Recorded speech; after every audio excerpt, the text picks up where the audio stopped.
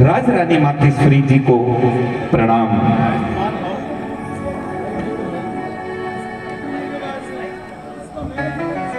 आयुष्मान भव पुत्र।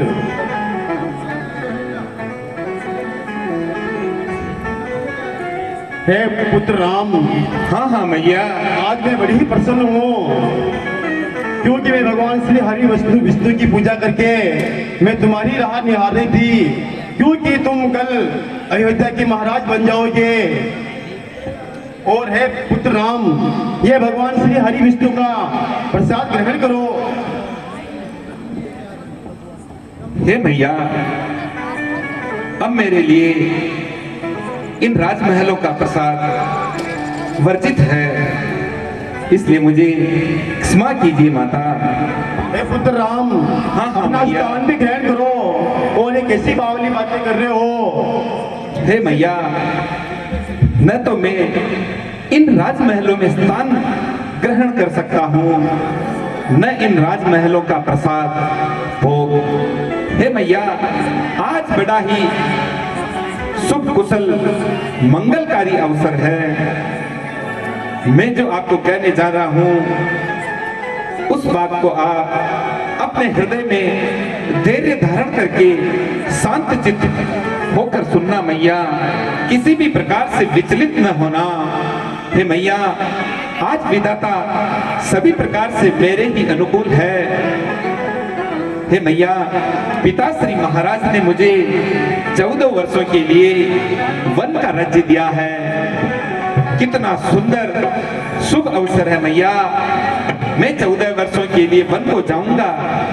प्राण प्रिय भाई भरत जी राजा बनेंगे, धर्म की दूरी को धारण करेंगे। मैं वन में ऋषि मुनियों साधु संतों की संगत में रहूंगा। जल कल्याण के साथ साथ स्व कल्याण में भी रत रहूंगा। हे पुत्र राम, ये तुम ऐसे सत्य वचन कह रहे हो क्योंकि तुम तो महाराज को अत्यंत प्रिय रहे हो। ये हो नहीं सकता है। हे मैया, मैं महाराज श्री की आज्ञा का पालन करने के लिए ही वन गमन करना चाहता हूँ, इसलिए आपके श्री चरणों के दर्शन हेतु आया हूँ। हे पुत्र राम, ये किसने सूर्य वंश में आग लगाई है? ये किसने सूर्य वंश में आग लगाई है? मैं भी तुम्हारी माता हूँ, मैं भी तुम्हारी माता हूँ। मैं भी तुम्हें कहती हूँ वन को मत जाओ, मैं भी तुम्हें कहती हूँ वन को मत जाओ। मेरी दशा तो उस गाय के बछड़े के समान हो रही है, जैसे गाय से बछड़े का दूर होना। हे पुत्र, तुम्हारे बिना तो मेरा जीवन असंभव है पुत्र, असंभव। ना ना मैया, इस प्रकार आप अधीर होकर बातें न करिए। हे मैया, मुझे पहले से ही मैया की आज्ञा मिल गई। मजली मैया कैकेयी जी ने मुझे आज्ञा दे दी है, इसलिए मैं अब आपकी आज्ञा का पालन नहीं कर सकता, क्योंकि मुझे माता और पिता दोनों का एक साथ आदेश प्राप्त हो गया और मुझे उसी कर्तव्य पथ पर बढ़ना है। हे मैया, 14 वर्ष बीतने में कितना समय लगेगा? कुछ ही क्षणों की बात है। मैं पुनः लौटकर आपके श्री चरणों की वंदना करूंगा। हे पुत्र राम, हे राघव, तुम 14 वर्ष से एक भी दिन अधिक मत बिताना, नहीं तो मैं अपना शरीर से प्राण त्याग दूंगी। हे मैया, आप इस प्रकार की बातें न कीजिए। आपके परम कर्तव्य है कि आप पिता श्री महाराज के श्री चरणों में रहकर उनकी सेवा करें, क्योंकि वर्तमान समय में मुझे पिता श्री महाराज अस्वस्थ लग रहे हैं। आपके परम कर्तव्य है, मैं आपसे अधिक क्या कहूँ। सिर्फ मुझे आपके चरणों की रज चाहिए मैया। आप मुझे वन गमन की आज्ञा प्रदान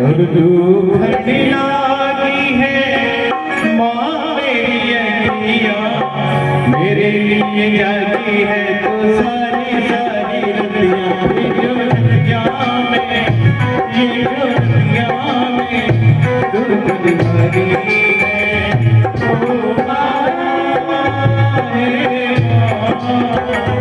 ओ तू कितनी प्यारी है, तू कितनी भोली है, तू कितनी प्यारी है।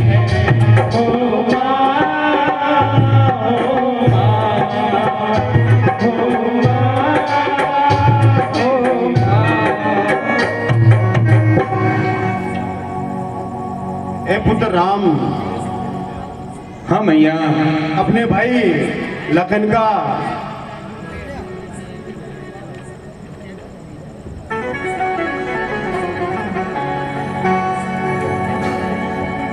समाचार ते ही समय सुने सिए उठी बुला जाए सासु पद कमल युग बंद सिरना। माँ, करती हूँ माता को प्रणाम। आयुष्मान भव पुत्री। हे माँ, मैंने सब कुछ जान लिया है। मैं भी स्वामी के साथ वन जाने की आज्ञा चाहती हूँ। हे माँ, आप मुझे भी वन जाने की आज्ञा दीजिए। हे पुत्री, तुम तो यही रहो, मेरे जीवन का आधार बनो। तुम तो राजनंदिनी हो, जनक दुलारी हो।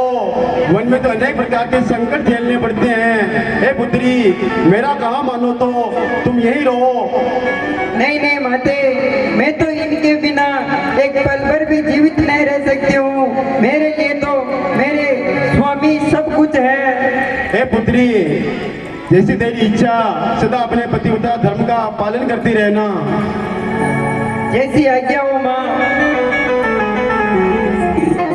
करती हूँ स्वामी को प्रणाम। हे कल्याणी, आपका कल्याण हो। हे स्वामी, मैं भी आपके साथ वन को चलूंगी। हे प्राण प्रिय, हम वन को जा रहे हैं माता पिता की आज्ञा का पालन करने हेतु, किंतु आप इस प्रकार से हट न कीजिए। हम हमारे साथ आपको वन लेकर नहीं जा सकते हैं। नहीं नहीं स्वामी, मैं तो आपके साथ वन में चलूंगी। हे स्वामी, मुझे दुख तो इस बात का है कि आपके श्री चरणों की सेवा से दूर रहने का दुख यही है रघुनंदन। मेरा तो जन्म भी आपके श्री चरणों की सेवा करने के लिए हुआ है। मैं तो आपके साथ वन में चलूंगी। आयस मोरी सासु से विगाई,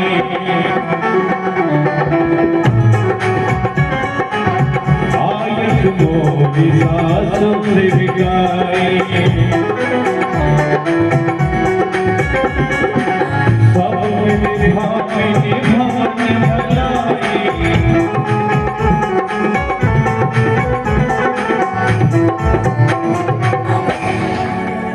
हे प्राणेश्वरी, हम जो सीख तुम्हें दे रहे हैं उसका अन्य कोई अर्थ न लगाना और अपने हृदय से धैर्य धारण करके उसको स्वीकार करना, क्योंकि स्वाभाविक रूप से माता पिता गुरु स्वामी मित्र इनकी शिक्षा को जो व्यक्ति इस संसार में नहीं मानता उसका यह लोक और परलोक बिगड़ जाते हैं और उसे हंसी का पात्र बनना पड़ता है।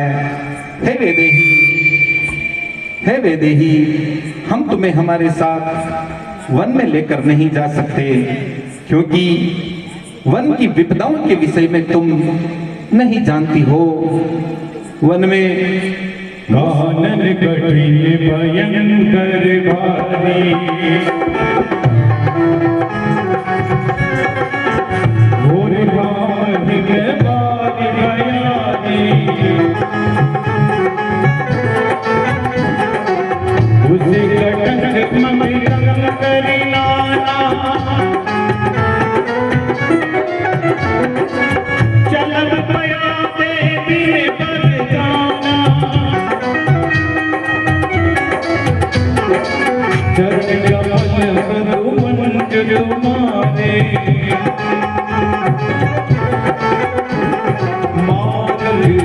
भूमि धरवारे।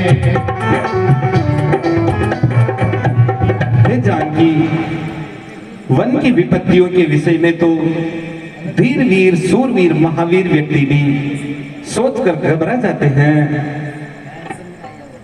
हे जानकी, वन की विपदाओं के विषय में शब्दों में नहीं कहा जा सकता, क्योंकि मूसलाधार बरसात हाड़ कंपाने वाली सर्दी और शरीर को जला देने वाली गर्मी,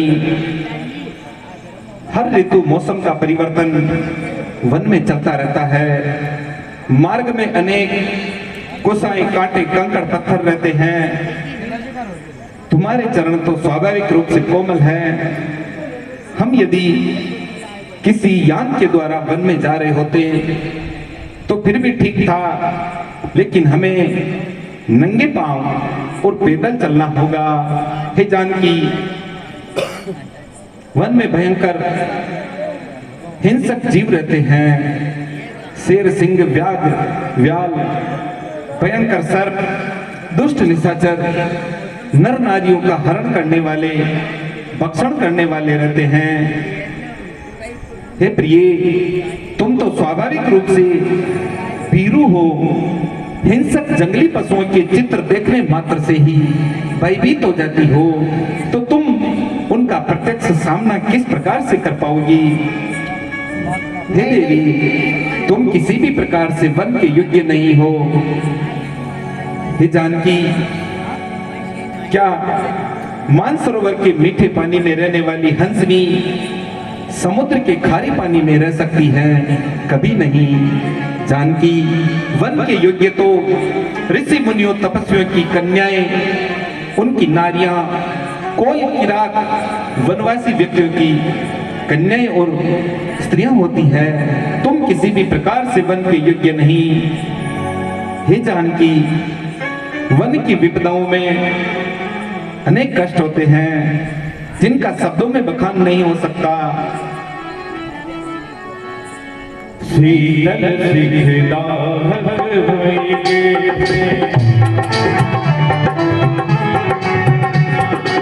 जगत चांदनी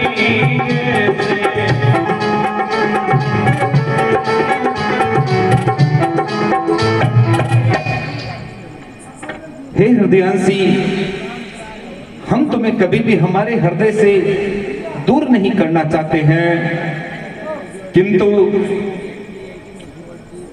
हम स्वयं अपने कर्म और वचन से बंधे हुए हैं। हम तुम्हें साथ लेकर नहीं चल सकते, क्योंकि वन भयंकर होता है। तुम तो जानती हो, आम्र की अमराई में रहने वाली, मीठी वाणी से कूकने वाली कोयल क्या कांटेदार झाड़ियों में रह सकती? कभी नहीं। हे जानकी, वन विपदाओं से घिरा हुआ घनघोर और भयानक होता है। इसलिए तुम अपने हट को छोड़ो और यहीं माताओं की सेवा करना, पिताश्री महाराज की सेवा करना, परिजनों और परिवार को धैर्य और ढांढस बताना। अयोध्या वासियों, पूर्ववासियों, इन सबको धीरज देना, मेरी तो यही सीख है। नहीं नहीं स्वामी, मैं तो आपके बिना इन मेलों में जीवित नहीं रह पाऊंगी। हे प्रभु, क्या आप मुझे जीवन भर साथ निभाने का वचन देकर क्या आपको अकेला ही वन में जाना उचित होगा? हे प्रभु, आपके होते हुए मेरी ओर वन में कौन आंख उठा के देख सकता है?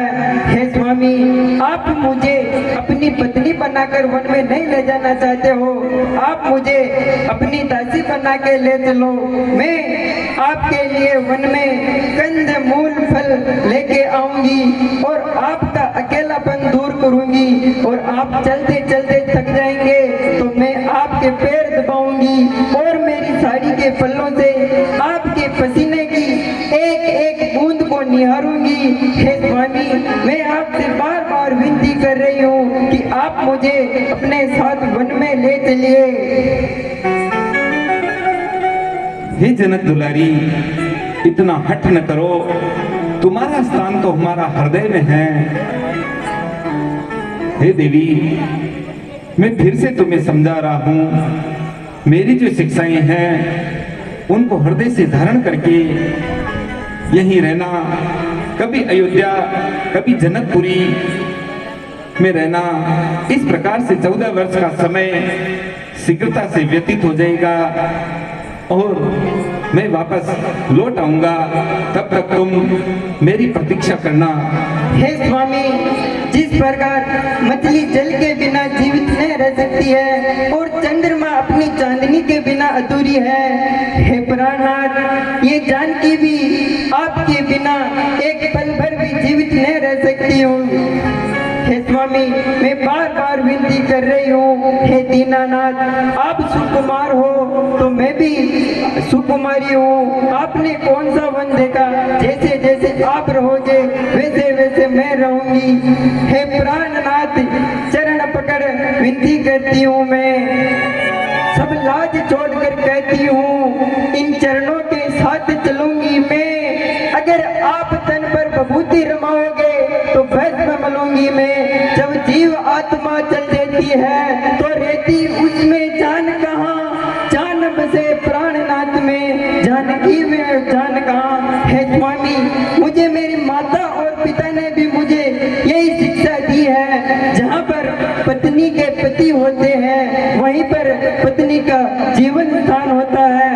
हे दीनानाथ, मैं आपसे बार बार विनती कर रही हूँ, मेरा तो जन्म ही आपके श्री चरणों की सेवा करने के लिए हुआ है। हे रघुनंदन, मैं तो आपके श्री चरणों की दासी हूँ, आप मुझे अपने साथ वन को ले चलिए। हे जानकी, इतनी हट न कीजिए, क्योंकि वन में हमें सन्यासियों का वेश रखना होगा, कंद मूल फल का आहार करना होगा, भूमि शयन करना होगा। वन के जीवन में वानप्रस्थ और सन्यास बहुत ही कठिन जीवन होता है, तुम उसे किसी भी प्रकार को सहन नहीं कर पाओगे।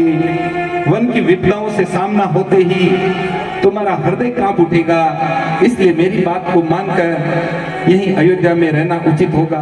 नहीं नहीं स्वामी, जैसे जैसे आप रहोगे वैसे मैं रहूंगी। हे स्वामी, माता पिता भाई बहन सब रिश्ते स्वार्थ के हैं, केवल पति और पत्नी ऐसे हैं जो जीवन भर साथ निभाते हैं। हे स्वामी, मैं तो आपके बिना एक पल भर भी जीवित नहीं रह सकती हूँ। प्राणनाथ तुम बिनु जग माही, प्राणनाथ तुम बिनु जग माही, मोह सुखद कदम कौ नाही, जिय बिनु देह नली बिनु वारी, तेरी नाथ भगत बिनु नारी, नाथ सकल सुख साथ तुम्हारे, सरल विमल विदुवर। हे स्वामी, जिस प्रकार नदी जल के बिना अधूरी है, हे स्वामी, मैं भी आपके बिना एक पल भर भी जीवित नहीं रह सकती हूँ। हे रघुनंदन, मैं आपसे बार बार विनती कर रही हूँ कि आप मुझे अपने साथ वन को ले चलिए। ठीक है प्राणेश्वरी, यदि तुम हमारे साथ वन जाने का इतना हट कर रही हो, तो आज इस शुभ मंगल अवसर पर अपने सभी शोक विषाद को त्याग कर अपनी जितनी भी धन संपदा है उसका दान पुण्य करके वन गमन के लिए चलते हैं। जी प्राणनाथ। माता श्री का आशीर्वाद लेकर।